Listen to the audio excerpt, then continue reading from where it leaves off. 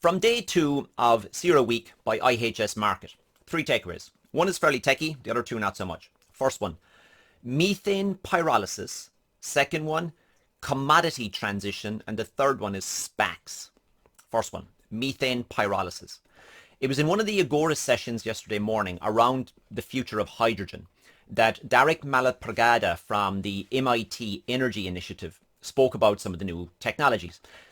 Methane pyrolysis is not a new process. It's been around for decades. But cut a long story short, it's a way of taking natural gas, methane, and creating hydrogen and solid carbon. Now, one of the benefits of this over, let's say, steam methane reforming is that you don't have CO2 emissions during the actual process. You get solid carbon coming out, and the solid carbon can be used as a feedstock for other industries, into infrastructure, into tires, and.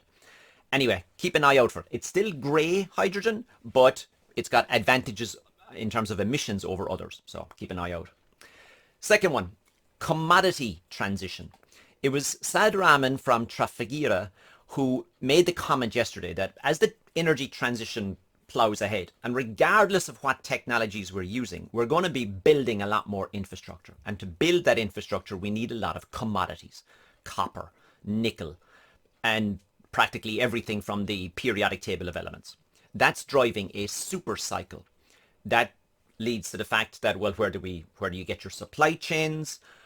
Do we need recycling to create the circular economy? And. But his term for this was the commodity transition. So let's keep an eye on that one. And the last one, SPACs. This is a financial instrument. It was John Traugott from Credit Suisse, again in Agora, did a great session on what SPACs are. What's a SPAC? It's a special purpose acquisition company. Now, this is not financial advice. I'm not a financial guy, but it's fascinating.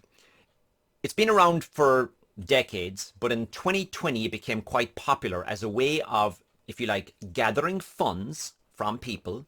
You use those funds to buy a startup, and the minute the startup is bought, it becomes a publicly traded company, and you de-SPAC. SPAC goes away. It's another way of creating a publicly listed company without going through the IPO process. And there was over 20 SPACs around energy innovation companies last year. So again, who knew? Anyway, fascinating. On to day 3.